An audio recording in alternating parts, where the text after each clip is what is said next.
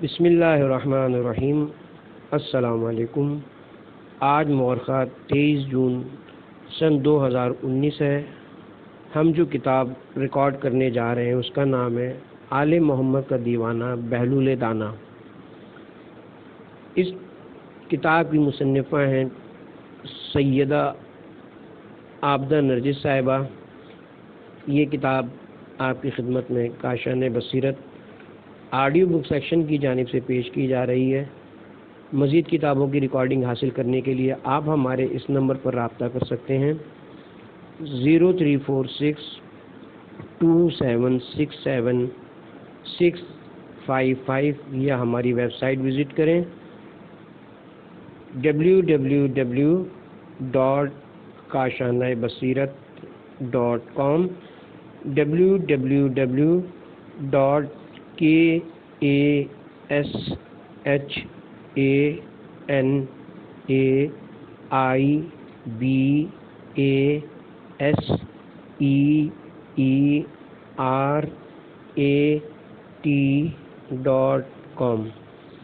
اب ہم کتاب کا پارٹ 1 پڑھیں گے۔ یہ بادشاہوں کا سا مزاج رکھنے والے لوگ گویا بادشاہوں جیسے احترام کے مستحق ہیں۔ ان گدڑی پوش بادشاہوں کے غلام بھی اپنی گدڑیوں میں جمشید اور خاقان کا سا وقار چھپائے پھرتے ہیں۔ انہوں نے آج دنیا کی نعمتوں کو نظر انداز کر دیا ہے اور کل یہ جنت کو بھی آنکھ اٹھا کر بھی نہیں دیکھیں گے۔ ان برہنہ پاپ فقیروں کو حقارت کی نگاہ سے نہ دیکھو کہ عقل کے نزدیک یہ ان آنکھوں سے زیادہ محترم ہے جن میں خوف الہی سے آنسو چمکتے ہیں۔ ہاں، اگر آدم نے جنت کو گیہوں کے 2 دانوں کے عوض بیچ دیا ہے تو سچ جانو کہ یہ دیوانے جنت کو 1 جو کے عوض میں بھی نہیں خریدیں گے۔ نظر قائرین بہلول تاریخ کا ایک ایسا یگانہ روزگار کردار ہے جسے آل محمد کے معجزے سے تعبیر کیا جائے تو غلط نہ ہوگا۔ اس نام کے کئی اور لوگ بھی گزرے ہیں، لیکن بہلول سے مراد عموماً وہی شخص لیا جاتا ہے جس نے دیوانگی کا مفہوم بدل دیا اور دانش برہانی کے معنی سمجھائے۔ تاریخ کے صفحات میں وہ واحد دیوانہ ہے جو دانائے راز ہے، اور وہ تنہا پاگل کہلوانے والا ہے جو دانش مندوں کو حکمت اور دانش سکھاتا ہے۔ اس نے ایک ایسی انوکھی راہ چنی تھی جو آج تک کسی کے قدموں سے پامال نہیں ہوئی۔ بہلول کی بے پر پیش اور ہے پر جزم ہے۔ یہ نام ہسمکھ، سچے اور حاضر جواب لوگوں کے لیے استعمال ہوتا ہے۔ بہلول کی انہی خوبیوں نے اس کا اصل نام فراموش کروا دیا تھا۔ وہ ہر جگہ بہلول ہی کہلواتا تھا۔ جس طرح وہ اپنے دور میں ایک مقبول شخصیت تھا، اسی طرح ہر دور میں وہ ایک پسندیدہ کردار رہا ہے۔ اس کی حکایات دلچسپی اور شوق سے کہی اور سنی جاتی ہیں۔ اس کا اصل نام وہاب بن عمرو اور جائے ولادت کوفہ بیان کی گئی ہے۔ وہ بغداد کے ثروت مندوں میں سے تھا۔ بعض روایت میں اسے ہارون رشید کا قریبی رشتہ دار اور برادر مادری لکھا گیا ہے۔ وہ امام جعفر صادق علیہ السلام کے شاگردوں میں سے تھا۔ اس نے ان کے فرزند امام حسین کاظم علیہ السلام کا زمانہ بھی دیکھا تھا۔ قاضی نور اللہ شوستری کے بقول وہ ہارون رشید کے عہد کے دانش مندوں میں سے گزرا ہے جو کسی مصلحت کے تحت دیوانہ بن گیا تھا۔ مجالس المومنین۔ اس کی دیوانگی کے بارے میں 2 روایات مشہور ہیں۔ یہ بھی معروف ہے کہ اس نے امام موسیٰ کاظم علیہ السلام کی ہدایت پر دیوانگی کا لبادہ اوڑھ لیا تھا۔ اس طرح اس نے اپنی جان بھی بچا لی اور دور کے شاہی دربار کے لیے ایک ایسا نقاد بن گیا جو حسین میں انہیں آئینہ دکھاتا رہتا تھا۔ امام موسیٰ کاظم علیہ السلام سے ہارون رشید عباسی کی مخاصمت کوئی ڈھکی چھپی بات نہیں ہے۔ تاریخ نے امام عالی مقام کی 14 سال کی قید سخت اور زہر سے شہادت کا ذمہ دار ہارون کو ہی ٹھہرایا ہے۔ ایک روایت کے مطابق ہارون نے دیگر متقی اور نامور لوگوں کے ساتھ بہلول سے بھی امام معصوم کے قتل کا فتویٰ طلب کیا تھا۔ بہلول انکار کے نتائج سے خوب واقف تھا، اس لیے اس نے امام موسیٰ کاظم علیہ السلام سے رہنمائی کی درخواست کی اور ان کی ہدایت پر دیوانہ بن کر اپنی جان بچا لی۔ اس کے بارے میں دوسری روایت یہ کہ بہلول کا جرم آل محمد سے عقیدت اور ارادت مندی تھا، جو ہارون کے دور میں قابل گردن زدنی جرم قرار پایا تھا۔ جب بہلول کو پتہ چلا کہ اسے عنقریب گرفتار کر کے قتل کر دیا جائے گا تو اس نے اپنے 2 ساتھیوں کے ہمراہ امام معصوم سے قید خانے میں رابطہ کیا۔ حالات زمانے کے پیش نظر امام موسیٰ کاظم علیہ السلام نے اس کے سوال کا جواب صرف ایک حرف جیم کی صورت میں دیا، جس سے بہلول پر جنون کے معنی منکشف ہوئے، اور وقت اور حالات کے تقاضے کو سمجھتے ہوئے اس نے ایک ایسی پرعز حکمت دیوانگی اختیار کر لی جسے اس دور کی چلتی پھرتی اپوزیشن کہا جائے تو بیجا نہ ہوگا۔ بہلول جرأت تو بے باکی حق گوئی اور مظلوموں کی حمایت کا لمبردار تھا۔ وہ اس دور میں بادشاہ پر کھلے بندوں تنقید کرتا تھا، جب کوئی بادشاہ کے خلاف زبان کھولنے کا تصور بھی نہیں کر سکتا تھا۔ اس کی دانش مندی اور ذہانت نے کبھی اس کا موقع نہیں دیا کہ اس کے کسی لفظ پر گرفت کی جا سکتی۔ بہلول کے حالات زندگی تو دستیاب نہیں ہیں، لیکن اس کی حکایات کے مطالعے سے اس کے جو خد و خال ابھرتے ہیں وہ ایک غیر معمولی ذہین، دانش مند اور طبع شخص کی نشاندہی کرتے ہیں۔ وہ حقیقی معنوں میں خدا رسیدہ عالم اور نابغہ روزگار تھا۔ وہ بہترین حصے مزاح رکھتا تھا۔ اس دور کے حالات اور معاشرت پر اس کی نگاہ گہری تھی۔ وہ ایک حیرت انگیز شگفتہ برجستگی کے ساتھ اپنی دیوانگی کا بھرم بھی رکھتا تھا اور دیوانی بات بھی نہیں کہتا تھا۔ اس نے دیوانگی اور فرزانگی کو کچھ ایسے معجزانہ انداز میں ہم آہنگ کیا تھا کہ وہ نہ صرف اس کی جان کی ضمانت تھی بلکہ مظلوموں کی حمایت کا ایک مؤثر ذریعہ اور حکومت وقت پر کھلی تنقید بھی تھی۔ اس کی شگفتگی، زندہ دلی اور بذلہ سنجی نے اسے ہر دور کا ایک ہر دل عزیز کردار بنا دیا ہے۔ تاریخ کے صفحات میں وہ ایک ایسا محیر العقول کردار ہے جو دیوانہ بھی ہے اور لوگ اس کے فضل و کمال کے قائل بھی ہیں۔ وہ پاگل بھی کہلاتا ہے اور مشکل مسئلوں میں اس کی رائے کو اہمیت بھی دی جاتی ہے۔ اس سب کے باوجود کوئی یہ ثابت نہیں کر پاتا کہ وہ دیوانہ نہیں ہے۔ یہی اس کا کمال ہے کہ وہ در حقیقت آل محمد کا دیوانہ ہے۔ اس کتاب کی تالیف میں کرمان محمود ہمت کی جمع کردہ حکایت سے مدد لی گئی ہے اور ہم اس کا اعتراف شکریہ کے ساتھ کرتے ہیں۔ سیدہ عابدہ نرجس۔ بسم اللہ الرحمن الرحیم۔ شہروں کے شہر بغداد کی پر رونق شاہراہوں پر زندگی اپنی مخصوص گہما گہمی سے رواں دواں تھی۔ لوگ باغ اپنے روزمرہ کے معمولات میں مصروف تھے۔ بازاروں میں خرید و فروخت ہو رہی تھی اور گلی کوچوں میں لڑکے بالے کھیل کود میں مگن تھے۔ اچانک ایک شور اٹھا، چہار جانب ایک ہلچل سی مچ گئی۔ لوگوں نے وہاب کو دیکھ کر انگلیاں دانتوں میں داب لی اور حیرت و استعجاب سے نیرنگی دوراں کا کرشمہ دیکھنے لگے۔ بغداد کا مشہور ثروت مند وہاب بن عمرو، عمر اور امر کا فرق واضح کرنے کے لیے امروں میں رے کے بعد واو لکھا جاتا ہے جو کہ پڑھا نہیں جاتا۔ وہاب بن عمر جو عباسی خلیفہ ہارون رشید کے قریبی رشتہ داروں میں تھا، اپنے گھر سے اس حال میں نکلا تھا کہ اس کے بال پریشان تھے، داڑھی بے ترتیب اور لباس پراگندہ تھا۔ ہاتھ میں پکڑے ہوئے عصا کو اس نے گھوڑا بنا رکھا تھا جسے بچوں کی طرح کھٹکھٹاتا ہے، بے معنی الفاظ کہتا، نہ جانے کس سمت چلا جاتا تھا۔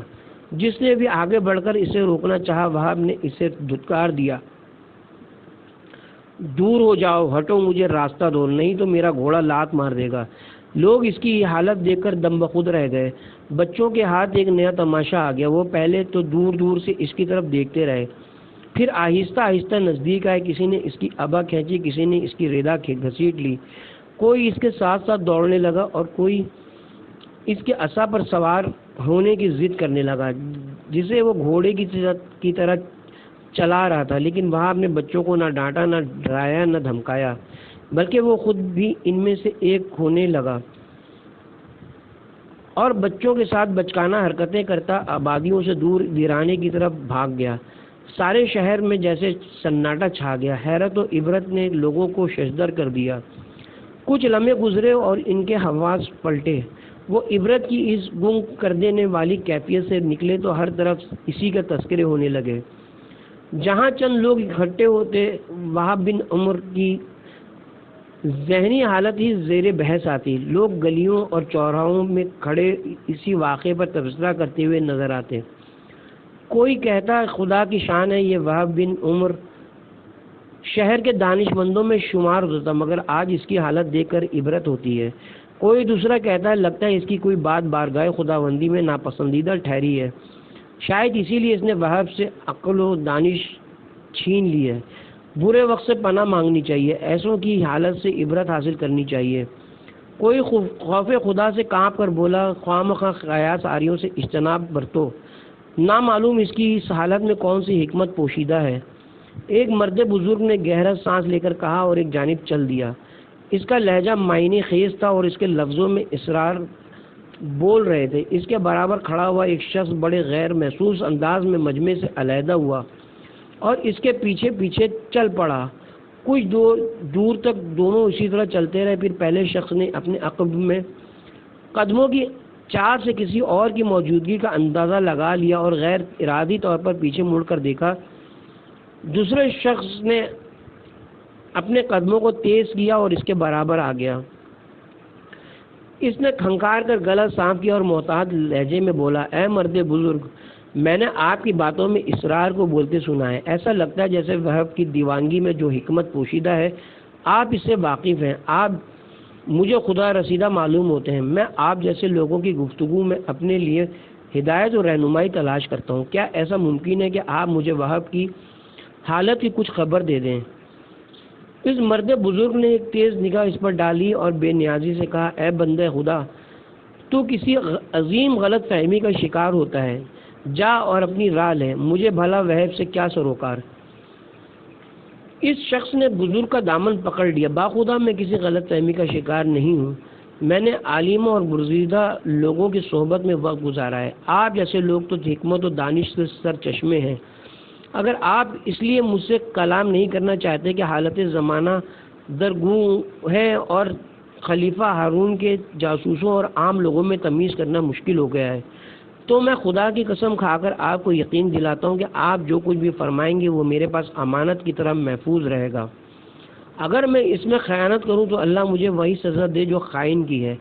اس مرد بزرگ نے اس کی طرف گھور کر دیکھا اور بیزاری سے کہنے لگا، اے شخص، تو کس قدر باتونی اور گفتگو کا شائق ہے۔ میں نے تجھ سے کہہ جو دیا کہ میں اس بارے میں کچھ نہیں جانتا۔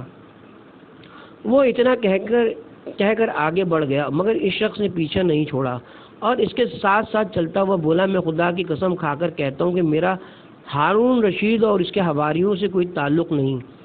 میں جانتا ہوں کہ آپ ان تین اشخاص میں سے ایک ہیں جنہوں نے امام موسیٰ بن جعفر، میرے ماں باپ ان پر فدا ہوں، سے قید خانے میں رابطہ کیا تھا اور وہاں بھی اس وقت آپ کے ساتھ تھا۔ وہ مرد بزرگ ٹھٹک کر رک گئے اور خشمگین نگاہوں لہجے میں بولے، اگر تو اتنا کچھ جانتا ہے تو پھر میرے پیچھے کیوں پڑا ہے؟ تجھے میرے بیان کی کیا حاجت ہے؟ میں اہل بیت کا دوستدار ہوں، میں اس کٹھن وقت کی سختیوں سے واقف ہوں جو آل محمد کے بہی خواہوں کو درپیش ہیں۔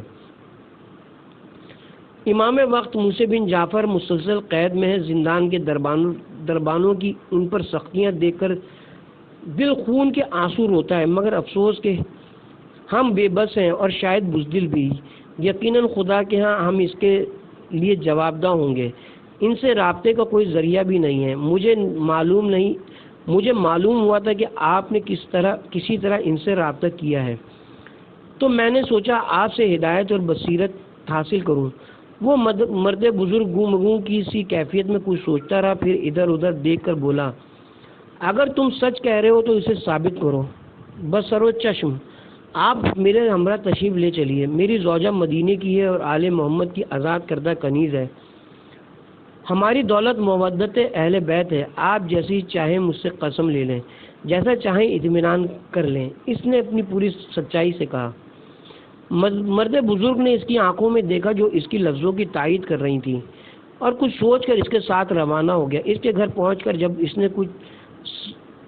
جب اس نے اچھی طرح سے اطمینان کر لیا کہ اس کی گفتگو غیر محفوظ نہیں ہوگی تو بولا، سن اے بندے خدا، تو حالت زمانہ کو جانتا ہے اور تجھ سے یہ بھی پوشیدہ نہیں کہ لوگوں کی ہمدردیاں عباسیوں کو اس لیے حاصل ہوئی تھی کہ انہوں نے آل محمد کی حمایت اور اعانت کا نعرہ لگایا تھا، ان کا حق ان تک پہنچانے کا وعدہ کیا تھا، مگر افسوس ہے کہ انہوں نے نہ صرف آل محمد کا حق نہیں پہچانا بلکہ لوگوں کی ان کے ساتھ عقیدت اور محبت دیکھ کر انہیں اپنی سلطنت کے لیے خطرہ تصور کرنے لگے۔ ان کے دن رات اسی کوشش میں صرف ہوتے ہیں کہ کسی طرح امام موسیٰ بن جعفر سے لوگوں کی توجہ ہٹا سکیں۔ اسی لیے یہ ہر اس شخص کی جان کے دشمن ہو جاتے ہیں جو آل محمد سے عقیدت رکھتا ہے۔ ہمیں یہ اطلاعات برابر مل رہی تھی کہ ہم محبت آل محمد کے جرم میں عنقریب ہارون کے زیر عتاب آنے والے ہیں، اسی لیے ہم نے باہم مشورہ کیا لیکن کچھ سمجھ میں نہیں آیا۔ بالآخر یہی فیصلہ کیا کہ امام موسیٰ بن جعفر علیہ السلام سے رہنمائی حاصل کی جائے۔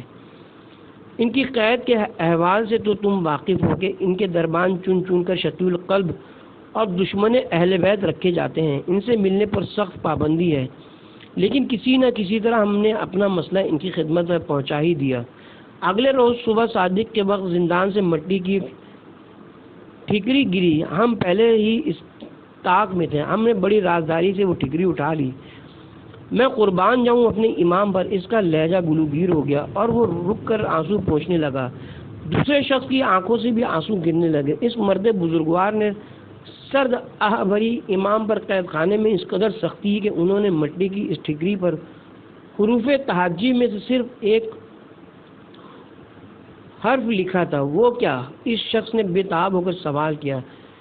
اس ٹھیکری پر حرف جیم لکھا ہوا تھا۔ فرزند رسول کے عطا کردہ اس ایک حرف نے ہم پر حکمت کے دروازے کھول دیے، ہمیں اپنی مشکل کا حل از خود مل گیا جو ہمارے حالات کے ساتھ میل کھاتا ہے۔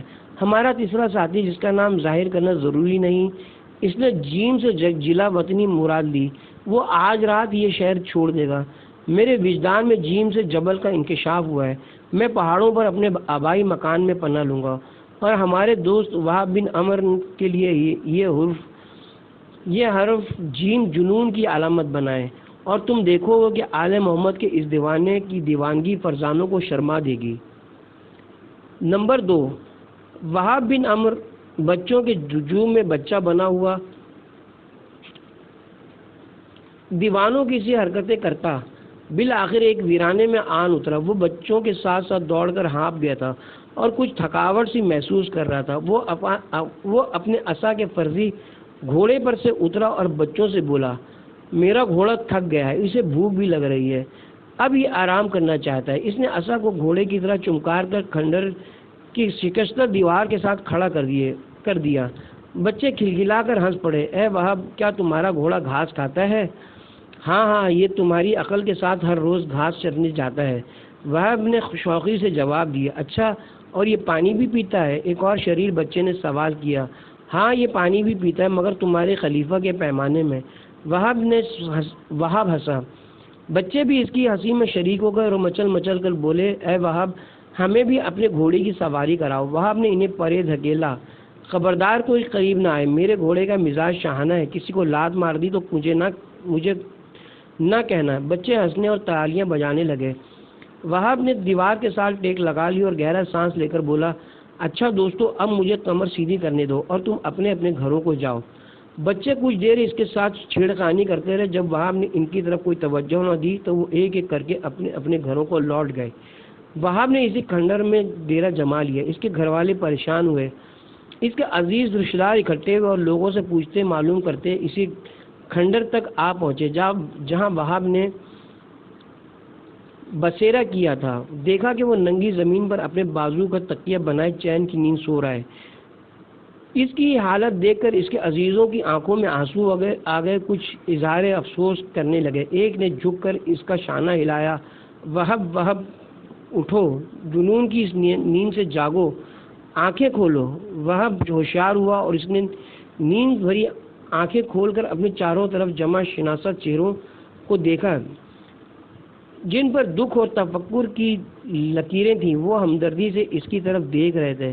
کیا بات ہے؟ وہاب نے اٹھ کر بیٹھتے ہوئے کہا۔ وہاب اٹھو، گھر چلو، ایک عزیز نے قریب بیٹھ کر اس کی ابا سے گرد جھاڑتے ہوئے کہا، یہ بھی تو گھر ہے۔ وہاب نے کھنڈر کی ٹوٹی ہوئی دیواروں کی طرف اشارہ کیا، بھلا اس میں کیا کمی ہے؟ نہ ہمسائے کا جھگڑا، نہ مالک مکان کا خوف، نہ دربان کی مصیبت، نہ چور کا ڈر۔ کیسی باتیں کر رہے ہو وہاب؟ کوئی انسیت سے بولا۔ میں تمہاری زبانی تو بول رہا ہوں، وہاب نے جواب دیا۔ تمہاری طبیعت ٹھیک نہیں ہے، کوئی بولا۔ میری طبیعت بالکل ٹھیک ہے، میں بہت مزے میں ہوں، وہاب نے کمال بے نیازی سے جواب دیا۔ نہیں، تم بیمار ہو، تمہیں علاج کی ضرورت ہے۔ کسی عزیز نے اسے سمجھانے کی کوشش کی، بیمار تو سبھی ہیں، علاج کی کس کو ضرورت نہیں۔ وہاب ہنسا اور رازداری سے بولا، تم خود ہی کہو، کیا خلیفہ، کیا وزیر، کیا کوتوال اور کیا داروغہ، ان میں سے کون ہے جسے علاج کی ضرورت نہیں؟ ہماری بات سمجھنے کی کوشش کرو، یہ جگہ تمہارے شایان شان نہیں۔ اس کے رشتہ دار پریشان ہو گئے۔ بھلا یہ میرے شایان شان کیوں نہیں؟ یہ خلیفہ کے محل سے تو بہتر ہے کہ روز حشر مجھ سے اس کے بارے میں کوئی باز پرس تو نہیں ہوگی۔ اس کے رشتہ دار زچ ہو گئے۔ انہوں نے بہتری کوشش کی کہ اسے گھر لے جائیں اور اس کے جنون کا کچھ علاج ہو جائے، لیکن وہ قطعاً رضامند نہیں ہوا۔ نمبر 3، اب وہ فرش خاک، شکستہ دیواریں اور کھلا آسمانی اس کا گھر تھا۔ وہ آرام و آسائش سے بے نیاز ہو گیا تھا۔ نعمت ہائے دنیا سے اس نے منہ موڑ لیا تھا۔ اسے رشتوں اور قرابتوں کی پرواہ نہیں رہی تھی۔ وہ روکھے سوکھے چند ٹکڑوں پر بسر کرتا تھا اور ننگی زمین پر اپنے بازو کے تکیے پر چین کی نیند سوتا تھا۔ وہ بچوں کا سب سے زیادہ دوست تھا۔ ان کی معصومیت اور منچلا پن اسے بھاتے تھے۔ وہ پہروں ان کے ساتھ بچکانہ حرکتیں کرنے میں مصروف رہتا اور کھیل کود میں انہیں کام کی باتیں بتاتا۔ کوئی راہگیر اسے مخاطب کر لیتا یا کوئی جاننے والا اس سے پوچھتا، وہاب تم نے یہ کیا حالت بنا لی ہے، تو وہ بڑی شائستگی سے کوئی ایسی پہلودار بات کہہ دیتا جو مخاطب کو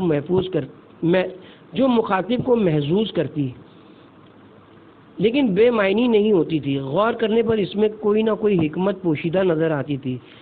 اس عالم دیوانگی میں پورا شہر اس کی دسترس میں تھا۔ وہ اپنے من کی موج میں جہاں چاہتا پہنچ جاتا اور جس کو چاہتا اپنے شگفتہ لفظوں میں آئینہ دکھا دیتا۔ عوام مشکل میں ہوتے تو ہنسی ہنسی میں ان کا مسئلہ حل کر دیتا، اور اگر خاص حدود سے تجاوز کرتے تو باتوں باتوں میں انہیں لگام دے دیتا ہے۔ اس کی بدلت سنجی میں چھپی ہوئی ذہانت اور دانشمندی آہستہ آہستہ لوگوں کو قائل کرنے لگی۔ ایک بدکردار شخص نے اس کا مذاق اڑانے کو شرارت سے کہا، اے وہاب، کیا تو نے کبھی شیطان کو دیکھا ہے؟ میرا بہت جی چاہتا ہے کہ میں شیطان کو دیکھوں۔ تیری یہ خواہش تو بڑی آسانی سے پوری ہو سکتی۔ وہاب نے سنجیدگی سے جواب دیا۔ وہ کس طرح؟ اس شخص نے پوچھا۔ تیرے گھر میں آئینہ تو ہوگا، اگر نہیں تو صاف پانی میں دیکھ لینا، تجھے شیطان کی زیارت ہو جائے گی۔ اس شخص کو بھاگتے ہی بن پڑی۔ انہی دنوں امیر کوفہ اسحاق بن محمد صباح کے ہاں لڑکی کی ولادت ہوئی۔ پتہ چلا کہ وہ لڑکی کی پیدائش پر بہت رنجیدہ ہے، کسی سے نہیں ملتا، نہ ہی مبارکباد وصول کرتا ہے۔ وہاب کو خبر ہوئی تو وہ اپنی گدڑی شانے پر ڈالے اس کے ہاں پہنچا اور بولا، اے اسحاق، میں نے سنا ہے کہ تو لڑکی کی پیدائش پر بہت افسردہ ہے، نہ کھاتا ہے نہ پیتا ہے، کیا کروں، دل ہی نہیں چاہتا۔ وہ ٹھنڈی سانس بھر کر بولا، مجھے بیٹی کی بڑی آرزو تھی، مگر افسوس کہ اللہ تعالیٰ نے مجھے لڑکی دے دی۔ کمال ہے، وہاب نے بے ساختہ کہا، تو اس پر راضی نہیں کہ اللہ نے تجھے صحیح و سالم بیٹی دی ہے؟ اگر وہ تجھے مجھ جیسا پاگل بیٹا دے دیتا تو پھر اسحاق کو اس کی بے ساختگی پر ہنسی آ گئی، لیکن وہ اس کی تہ میں چھپی ہوئی حکمت کو جان گیا اور خدا کا شکر بجا لایا۔ اپنا سوگ توڑا اور لوگوں کو اجازت دی کہ وہ اس کے پاس تبرک پیش کرنے کے لیے آئیں۔ وہ اپنی دیوانگی کے باوجود نماز کے وقت مسجد میں پہنچ جاتا تھا۔ ایک روز ابھی اس نے جوتے نہیں اتارے تھے کہ اس نے ایک شخص کو دیکھا کہ وہ اس طاق میں ہے کہ اس کے جوتے چرائے۔ وہاں بہت دیر تک اس کا انتظار کرتا رہا کہ وہ شخص ادھر ادھر ہو تو وہ اپنے جوتے اتار کر نماز میں شامل ہو، مگر وہ نہیں ٹلا اور نماز کے لیے صفیں درست ہو گئیں۔ وہاب نے آؤ دیکھا نہ تاؤ، دوڑ کر آگے بڑھا اور جوتوں سمیت ہی نماز کے لیے کھڑا ہو گیا۔ اس شخص نے مایوس ہو کر اسے ٹوکا، او دیوانے، یہ کیا کر رہے ہو؟ جوتوں سمیت نماز نہیں ہوتی تو نہ ہو، مگر جوتے تو ہوتے ہیں۔ وہاب نے جواب دے کر نیت باندھ لی۔ وہ گلیوں اور بازاروں میں اپنے معصوم ساتھیوں کے ساتھ چہلے کرتا پھرتا، کہیں کوئی غیر معمولی بات دیکھتا تو وہیں رک جاتا اور اپنی بذلہ سنجی سے لوگوں کو ہنسنے مسکرانے پر مجبور کر دیتا۔ ایک روز وہ اپنے شریر ساتھیوں کے ساتھ بھاگا جا رہا تھا کہ اس نے سرے بازار ایک مجمع لگا ہوا دیکھا۔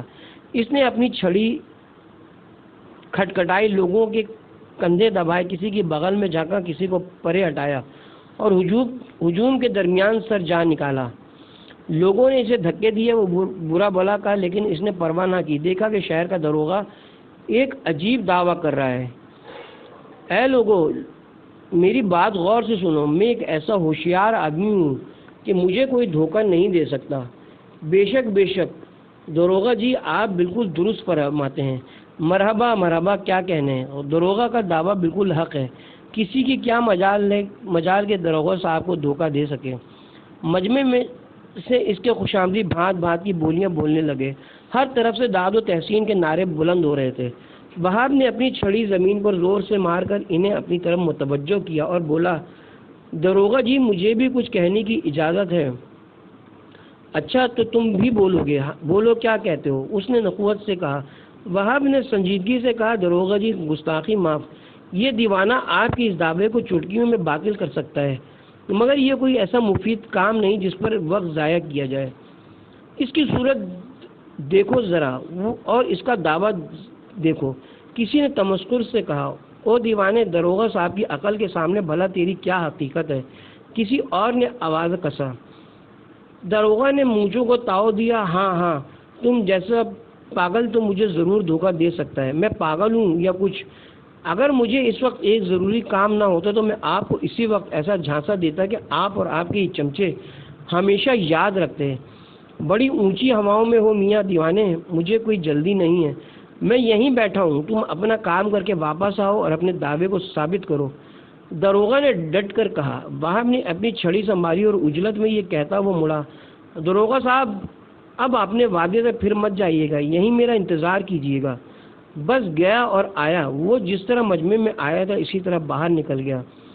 داروغہ پھر اپنی شیخی بگاڑنے میں مصروف ہو گیا۔ اس کے خوشامدی بڑھ بڑھ کر داد دینے لگے۔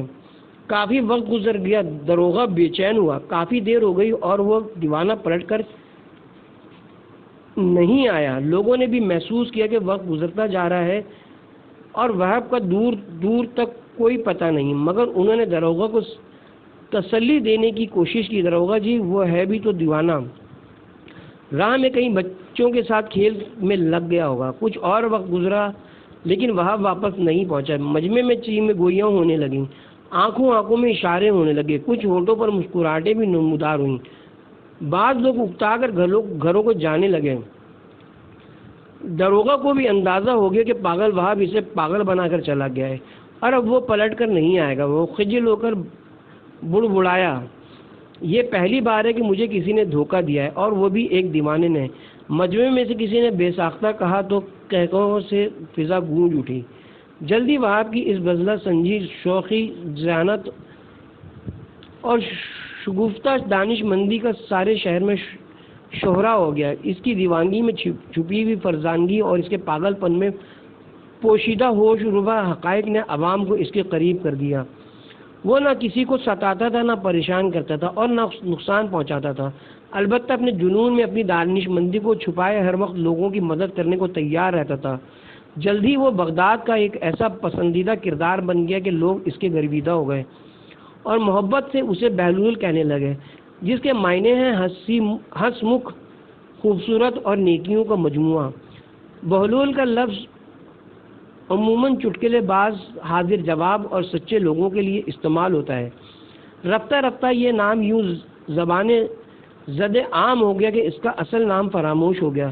اب کوئی بھی اسے وہاب نہیں کہتا تھا، وہ سب کے سب بہلول تھا اور سب کا بہلول تھا۔ اس کی دانائی اور حکمت نے اسے ایک پاگل اور دیوانے سے بڑھ کر عاقل اور دانا مشہور کر دیا تھا۔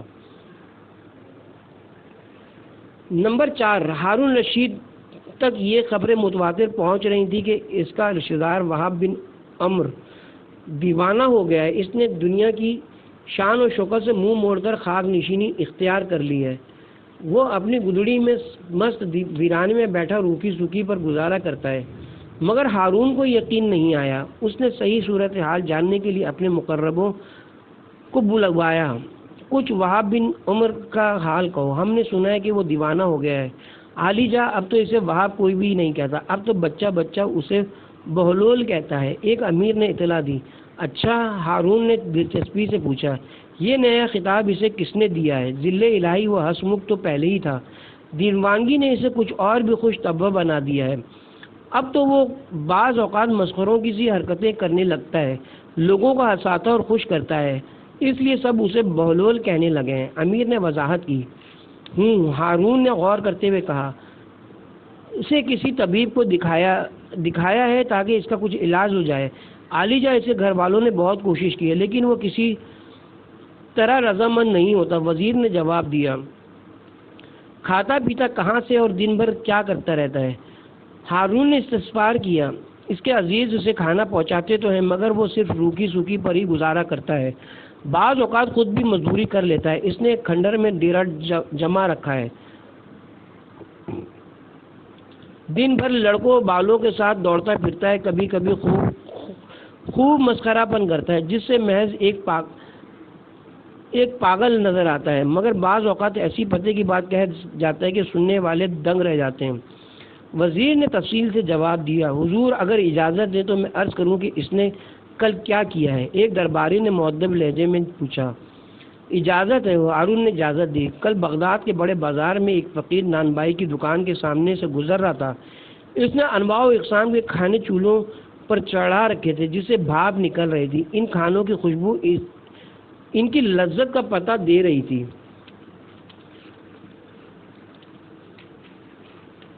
اور ارد گرد گزرنے والوں کو اپنی طرف متوجہ کر رہی تھی۔ بیچارے فقیر کا دل بھی للچایا، لیکن غریب کی گرہ میں مال کہاں تھا جو ان کھانوں کی لذت خرید سکتا؟ مگر وہاں سے ہٹنے کو بھی اس کا دل نہیں چاہتا تھا۔ کھانوں کی خوشبو اس کی بھوک بڑھا رہی تھی۔ بالآخر اس نے اپنے تھیلے میں سے سوکھی روٹی نکالی اور کھانے کی دیگ کی بھاپ سے اسے گرم کر کے کھانے لگا جس میں کھانے کی خوشبو بسی ہوئی تھی۔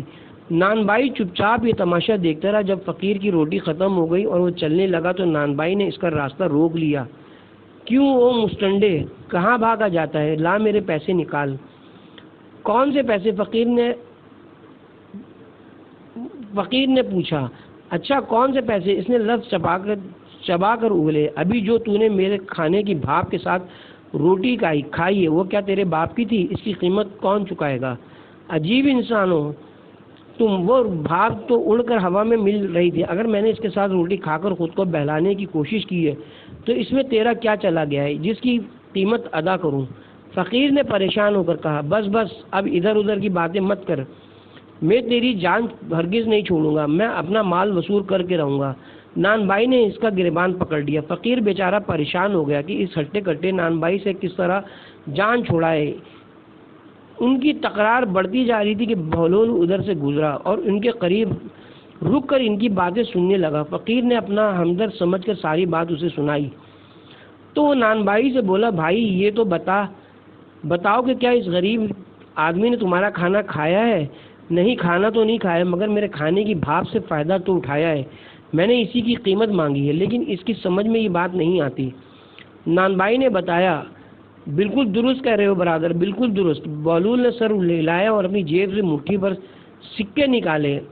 وہ ایک ایک کر کے ان سکوں کو زمین پر گراتا جاتا اور کہتا جاتا، نان بھائی یہ لے پیسوں کی آواز پکڑ لے، یہ لے اپنے کھانے کی بھاپ کی قیمت، ان سکوں کی کھنک میں وصول کر لے یہ سکوں کی آواز تیرے کھانے کی خوشبو کی قیمت ہے، اسے اپنے گلک میں ڈال لے۔ ارد گرد کھڑے ہوئے لوگ ہنس کر دوہرے ہو گئے۔ نان بھائی اپنی خفت مٹانے کو بولا، یہ پیسے دینے کا کون سا طریقہ ہے؟ بہلول نے جواب دیا، اگر تو اپنے کھانے کی بھاپ اور خوشبو بیچے گا تو اس کی قیمت تجھے سکوں کی آواز کی صورت میں ہی ادا کی جائے گی۔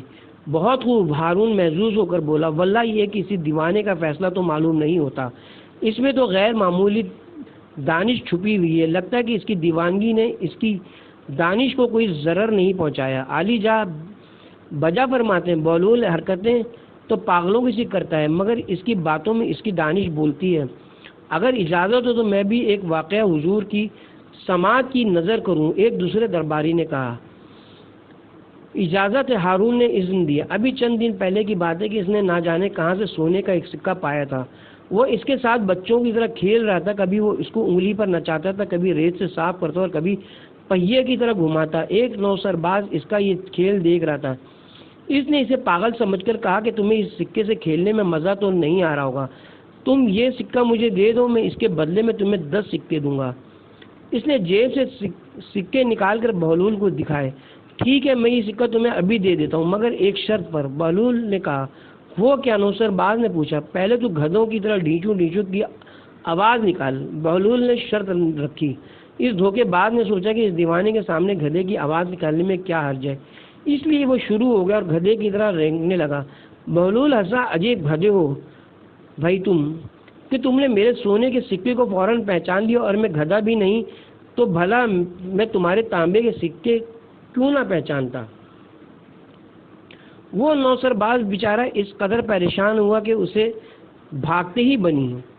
ہارون کو بھی ہنسی آ گئی اور بولا شوخی تو خیر اس کی طبیعت میں شروع ہی سے بہت ہے، مگر ہمیں اس کے بارے میں کچھ اور بھی بتاؤ تاکہ ہم جان سکیں کہ اس کی دیوانگی کس منزل پر ہے۔ ذل سبحانی اجازت ہو تو میں بیان کروں۔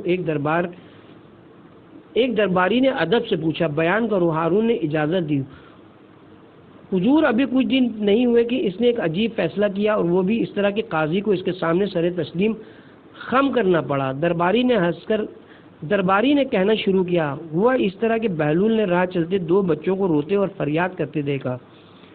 وہ ان کے پاس رک گیا اور ان کے سروں پر ہاتھ پھیر کر بولا بچوں تم کیوں پریشان ہو؟ بڑا لڑکا بولا ہم فلاں شخص کے بیٹے ہیں، ہمارا باپ حج کو گیا تھا، اس نے چلنے سے پہلے 1000